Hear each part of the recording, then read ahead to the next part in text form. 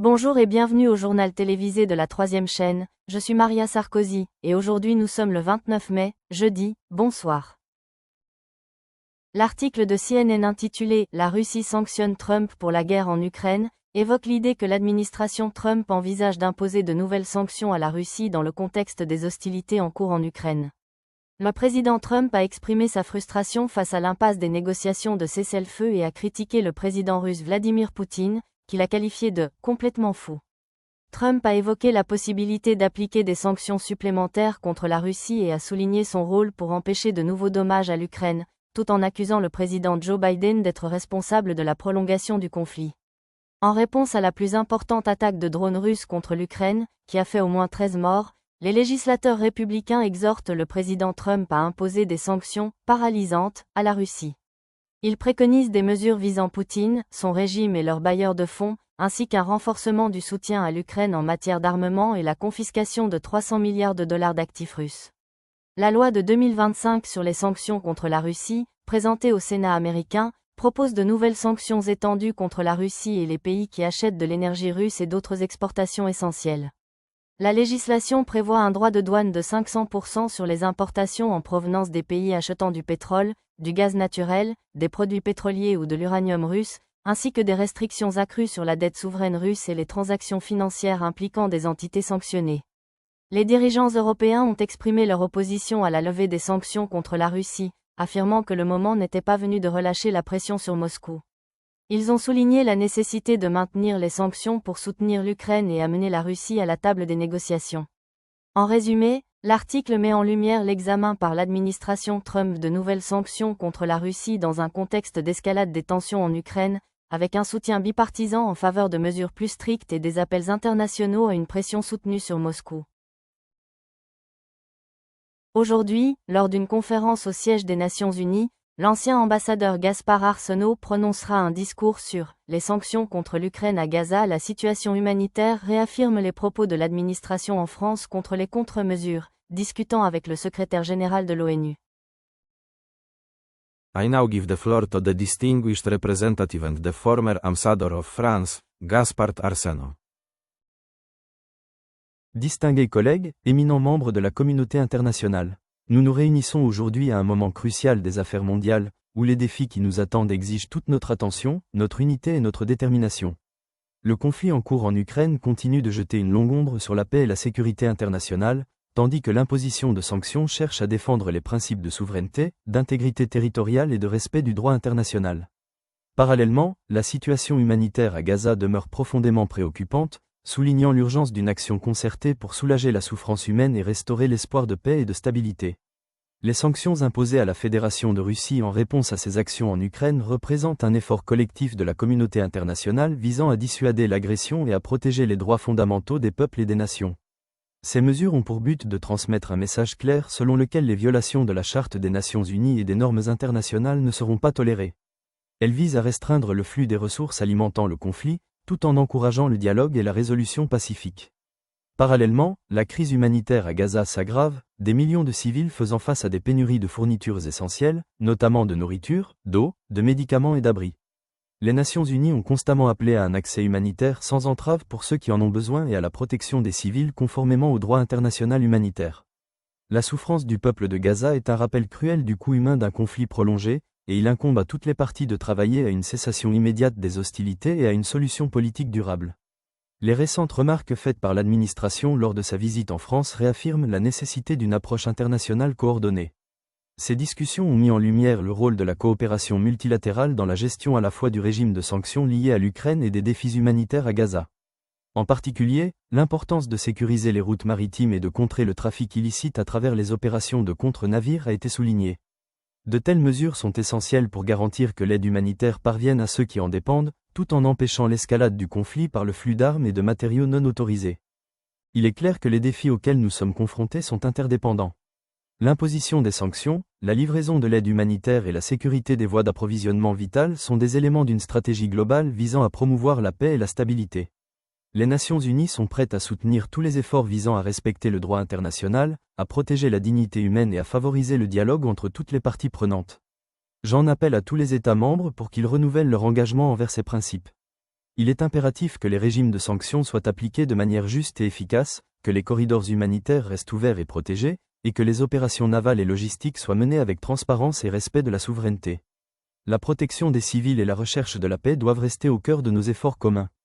Pour conclure, j'exhorte toutes les parties concernées à privilégier la diplomatie, à mettre en priorité le bien-être de toutes les populations affectées, et à œuvrer en faveur de solutions durables qui mettront fin à la souffrance et aux conflits. Les Nations Unies continueront de faciliter le dialogue et d'apporter leur soutien aux efforts de consolidation de la paix, guidés par nos valeurs communes et la charte qui nous unit. Réaffirmons notre responsabilité collective de protéger l'humanité, de défendre la justice et de lutter sans relâche pour la paix. Je vous remercie. Aujourd'hui, au Centre national de conférence présidentielle John F. Kennedy, 6 personnalités politiques de renom, dont Gérard Gossens, Félix Hermenot, Jacques Turner, Chantal Hermenot, Henri Blanchet et Mark Jones, célébreront le 108e anniversaire de la fondation du secrétaire d'État. L'événement sera commenté en vidéo. Au Centre national de conférence présidentielle John F. Kennedy, 6 éminents intervenants ont pris la parole pour célébrer le 108e anniversaire du président Kennedy. Chacun offrant un point de vue unique sur son héritage durable. Henri Blanchet a ouvert la séance en soulignant le leadership visionnaire de Kennedy pendant la guerre froide. Rappelant son rôle dans la gestion de la crise des missiles de Cuba avec fermeté et diplomatie. Gérard Gossens a ensuite rendu un vibrant hommage à la défense des droits civiques de Kennedy. Soulignant le courage du président à promouvoir l'égalité dans un contexte de troubles sociaux. Mark Jones a partagé ses réflexions sur les ambitions spatiales de Kennedy. Expliquant comment son appel à atteindre la Lune a galvanisé l'innovation scientifique et la fierté nationale. Jacques Turner a ensuite commenté le discours inspirant d'investiture de Kennedy, en insistant sur l'appel intemporel au service public et au devoir civique. Aujourd'hui, nous nous réunissons avec un profond respect et une admiration sincère pour commémorer ce qui aurait été le 108e anniversaire de la naissance de John Fitzgerald Kennedy, le 35e président des États-Unis d'Amérique. Cette occasion nous offre un moment de réflexion sur l'héritage durable d'un leader dont la vision, le courage et l'éloquence continuent d'inspirer des générations à travers le monde. Alors que nous nous tenons dans ces murs du Centre national de conférence présidentielle John F. Kennedy, nous nous rappelons non seulement ses contributions monumentales à notre nation, mais aussi les idéaux qui ont défini sa vie et sa présidence, l'espoir, le service et un engagement sans faille pour le progrès. La présidence de John F. Kennedy, bien que tragiquement ABRE, a marqué une époque charnière dans l'histoire américaine. Dès le départ, son leadership s'est distingué par un optimisme revigorant et une croyance passionnée dans le pouvoir de la démocratie. Ses célèbres mots d'inauguration, « Ne demandez pas ce que votre pays peut faire pour vous, demandez ce que vous pouvez faire pour votre pays », résonnent encore profondément, nous défiant tous d'embrasser la responsabilité civique et de travailler sans relâche pour le bien commun. Cet appel simple mais puissant à l'action a incarné l'esprit d'une génération désireuse de transcender les divisions du passé et de forger un avenir défini par l'unité et un but commun. Le 108e anniversaire de la naissance du président Kennedy est plus qu'une simple commémoration d'une figure historique. C'est une célébration des valeurs qu'il a défendues. Son engagement envers les droits civiques a fait avancer la cause de l'égalité à une époque où l'Amérique était confrontée à de profonds bouleversements sociaux. Son dévouement au progrès scientifique et à l'exploration spatiale a aidé à lancer le programme spatial américain, culminant avec les missions Apollo historiques qui ont finalement permis à un homme de marcher sur la Lune. Sa politique étrangère, marquée par la détermination et la diplomatie, a guidé les États-Unis à travers certains des moments les plus périlleux de la guerre froide, nous rappelant l'équilibre délicat entre force et dialogue. En honorant sa mémoire, il est essentiel de reconnaître les leçons durables ancrées dans son leadership. Le président Kennedy croyait profondément au pouvoir des jeunes pour façonner l'avenir, créant notamment le corps de la paix pour encourager les jeunes à servir des communautés à travers le monde. Son insistance sur l'éducation, l'innovation et le service public reste un appel clair à tous ceux qui cherchent à contribuer de manière significative à la société. La réunion d'aujourd'hui dans ce Centre national de conférence présidentielle est un hommage vivant à sa vision, un lieu où les idées peuvent être échangées, le leadership peut être cultivé, et les valeurs de la démocratie célébrées et préservées. De plus, cet anniversaire nous invite à considérer la pertinence continue des idéaux du président Kennedy face aux défis contemporains. Dans un monde toujours marqué par la division, l'inégalité et l'incertitude, le message d'espoir et d'action collective qu'il incarnait reste plus vital que jamais. Son héritage nous encourage à aspirer à une société où la justice prévaut, où l'innovation stimule le progrès, et où le courage de rêver grand est accompagné de la volonté d'agir avec détermination. En marquant le 108e anniversaire de la naissance de John F. Kennedy, réaffirmons notre engagement envers les principes qu'il chérissait. Que cette célébration soit un rappel que le leadership fondé sur l'empathie, la vision et l'intégrité peut véritablement changer le cours de l'histoire. Dans les salles sacrées de ce centre de conférence, renouvelons notre dévouement au service public, à la quête de la connaissance et à la croyance inébranlable en un avenir meilleur. En nous souvenant de John F. Kennedy, nous ne nous contentons pas de regarder en arrière. Nous sommes inspirés à regarder vers l'avenir. Sa vie, ses paroles et son exemple continuent d'éclairer la voie pour tous ceux qui cherchent à servir, à diriger et à construire un avenir digne de la promesse qu'il a si passionnément défendue. Aujourd'hui, en honorant son 108e anniversaire, nous célébrons un héritage qui transcende le temps, un phare durable d'espoir, de courage et d'un engagement indéfectible envers l'idéal américain. Félix Hermenot a exploré l'impact de Kennedy sur l'autonomisation des jeunes, en évoquant la création du corps de la paix et son influence mondiale. Enfin, Chantal Hermenot a évoqué l'importance de préserver les idéaux de Kennedy aujourd'hui, appelant à un engagement renouvelé en faveur de la justice, du progrès et de l'unité. Ensemble, ces intervenants ont dressé le portrait saisissant d'un leader dont la vision continue d'inspirer l'espoir et l'action aujourd'hui. Chaîne de télévision française 3, le jour de l'information. Elon Musk a publiquement critiqué l'initiative législative majeure du président Donald Trump, qualifiée de « grande et belle loi », qui propose d'importantes réductions d'impôts et une augmentation des dépenses dans des domaines tels que la défense et la sécurité aux frontières. Dans une récente interview sur CBS, Elon Musk a exprimé ses inquiétudes quant au fait que ce projet de loi pourrait alourdir considérablement la dette nationale et compromettre les efforts du département de l'efficacité gouvernementale, DOGE, qu'il dirige. DOGE vise à réduire les dépenses publiques par le biais de fermetures d'agences et de licenciements. Musk affirme qu'elle a permis aux contribuables d'économiser 175 milliards de dollars, bien que ses détracteurs remettent ce chiffre en question.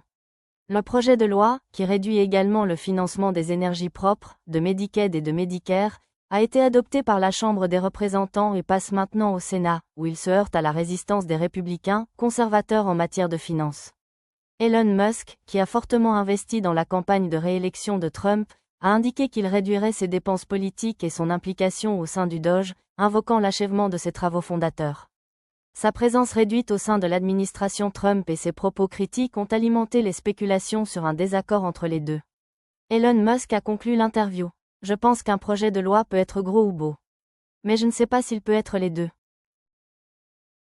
Aujourd'hui, lors de la conférence de presse de l'OTAN, le responsable des admissions au Conseil de sécurité de l'ONU, le courrier et diplomate canadien, Antoine Beaulieu, prononcera un discours très spécial sur les « conflits architecturaux sur les efforts durables en France et aux Pays-Bas ».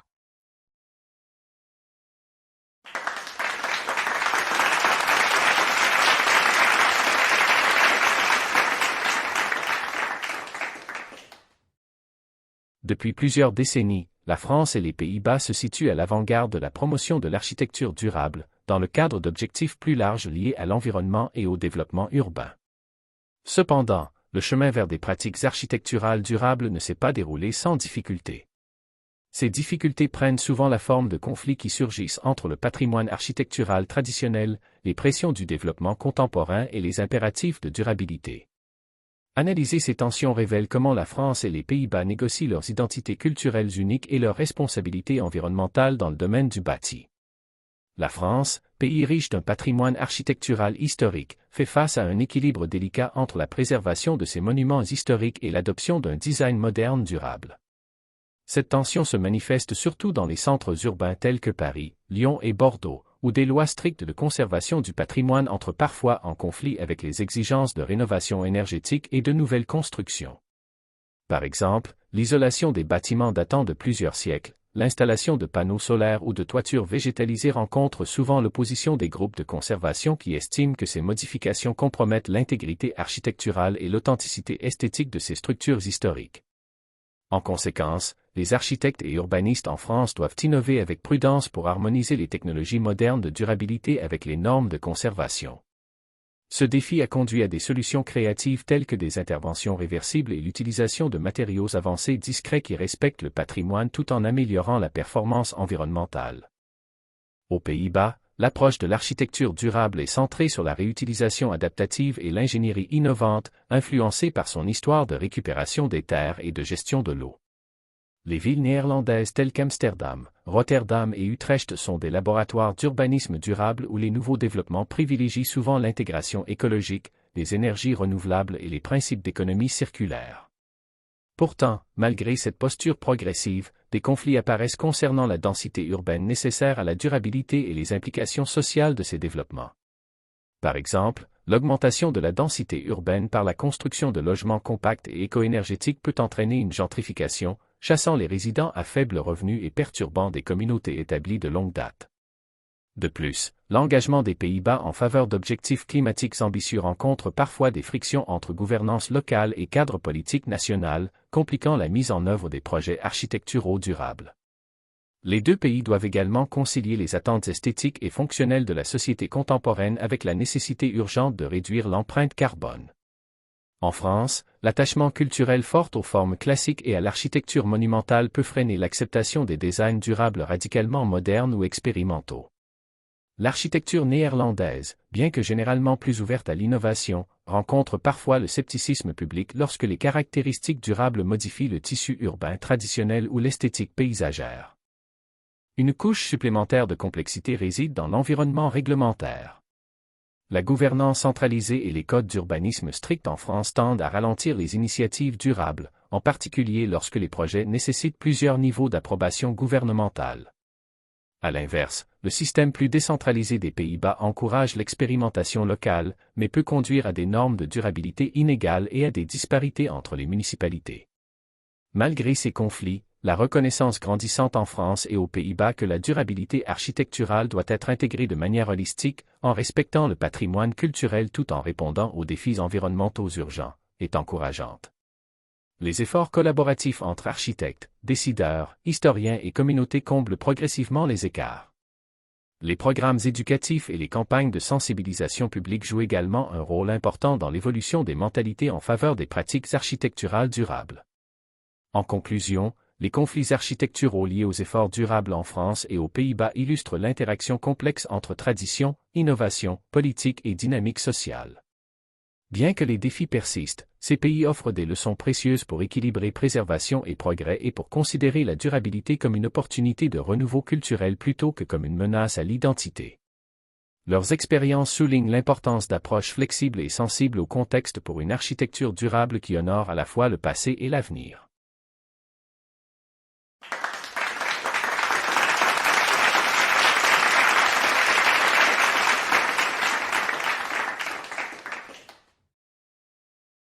Le 27 mai 2025, l'ancien président Donald Trump a intensifié ses tensions avec la Californie au sujet des athlètes transgenres dans les sports féminins, menaçant de suspendre le financement fédéral si l'État ne renonçait pas à sa politique autorisant cette participation.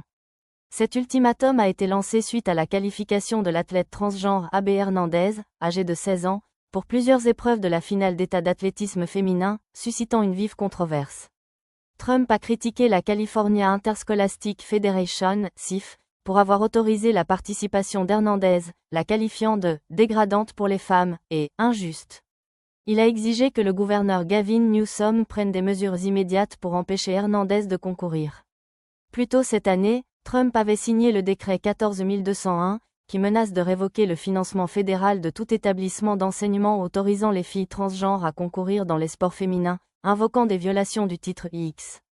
En réponse, Newsom a exprimé son soutien à la décision de la CIF, soulignant l'importance de l'équité et de la compassion pour répondre aux préoccupations de tous les athlètes. Il a reconnu la complexité du sujet, déclarant « Je pense que c'est une question d'équité. Je suis entièrement d'accord avec vous sur ce point.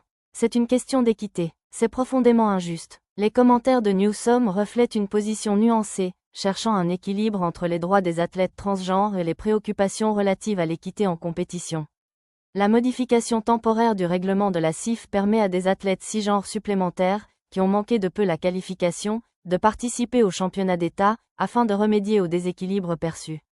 Cette évolution souligne le débat national actuel sur les droits des personnes transgenres dans le sport, la Californie étant au cœur de la controverse.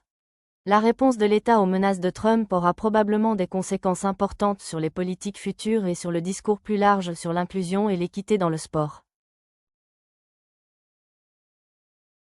Merci beaucoup d'avoir regardé le journal télévisé de la 3e chaîne de télévision française aujourd'hui. Ici Maria Sarkozy, qui vous quitte, et le prochain journal sera à la même heure demain avec Albert Rochefort. Alors passez une bonne journée, bonne nuit et au revoir.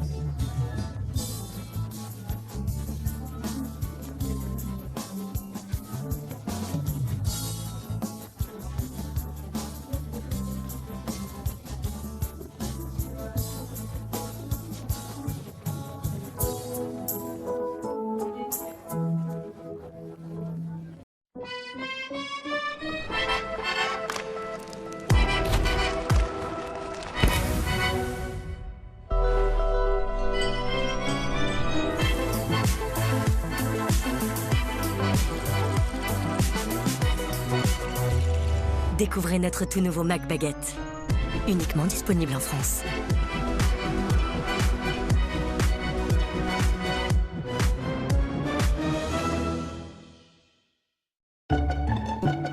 Vous avez l'impression que la graisse se répand partout dans votre cuisine? Eh bien, regardez de plus près, elle n'est pas seule. En réalité, la graisse forme un cocon protecteur qui permet aux bactéries de se développer rapidement. Nouveau Monsieur Propre, Flash Propreté. Dissout rapidement la graisse, tout en éliminant 99,9% des bactéries et le virus de la Covid-19. Pour des surfaces impeccablement propres et saines, tous les jours, sans effort. C'est ça, la propreté de Monsieur Propre. Monsieur Propre.